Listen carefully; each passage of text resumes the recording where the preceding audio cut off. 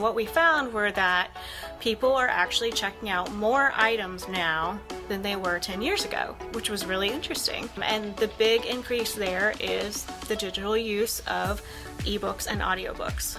Currently, we're still seeing a slight increase in the use of ebooks, and audiobooks are right behind, but every year it seems like it catches up more and more.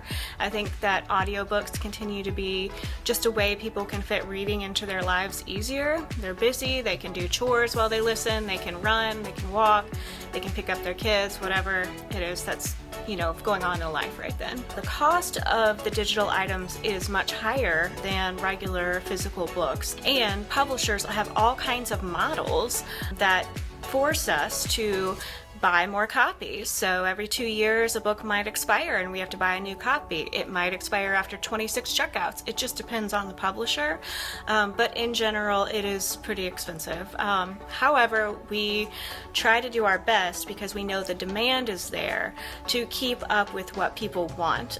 It's important to me and my staff that we have enough copies that people aren't waiting 2 years to get a book, like some libraries unfortunately have to. So we are continuing to do our best to put in funds to keep that going.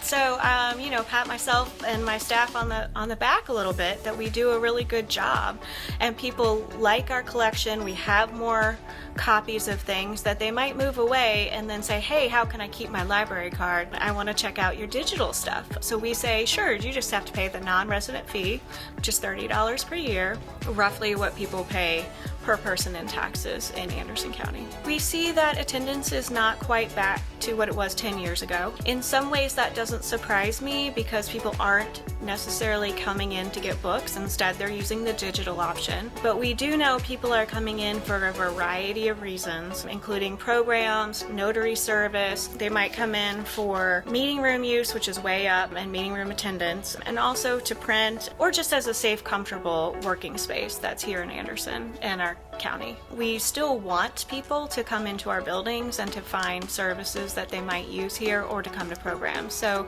in terms of marketing, that sort of helps us think about where to put that focus on, probably. The other thing that we have seen is that the number of new library cards being made is higher than it was 10 years ago. On the flip side, the number of people coming in to use computers is way down, and I think during COVID people had to figure out what to do, and they have gone their own direction in terms of getting a computer or things like that. We can look at our budget and our funding and say, well, computers aren't used as much, we can put this funding somewhere else. Makerspace is definitely bringing in a new group of people to use the space, and we have some different programmings in there. We still have people who come in for basic computer classes. So it's just kind of like the dichotomy. And of course, this is part of being a public library and always evolving for what the community needs the most. Even though we have such great use with digital, I still just want people to know about it. I run into people all the time who tell me, oh, I had no idea you had that available.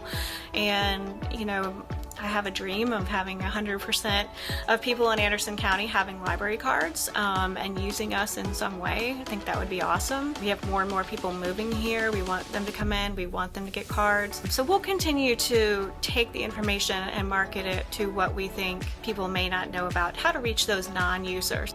Our strategic plan also ends this year, and so next year we'll be looking to do a new strategic plan for the next 3 to 4 years and asking people in the community about what they need from us, and I think maybe this is something that will help us lead that direction. It's always a process that we need to be looking at what needs are. We've done some things here. This building was built in 2000, 25 years later.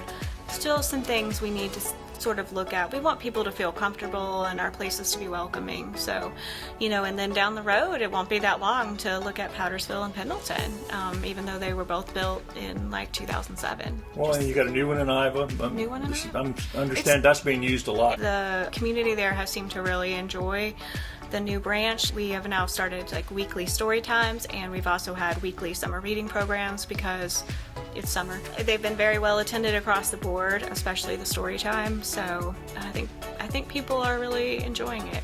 which is great. The historic one in Honeypath was updated not too long ago. Last year, and before that we did Belton, and then several years ago we did the Williamston Library and the Piedmont Library. And so you were talking about your goal is 100%. We're over 50% now, or close to 50%? We're around 50%. Have a library card? Yes, of library cards. I got one here to show people. This is a new one with cats on it. But I want to encourage people, library cards don't last forever. They expire every 2 years, and so if you've had a card since you were a kid but you haven't really used it, we probably don't have you in the system anymore. So please come in, bring your picture ID, get your library card.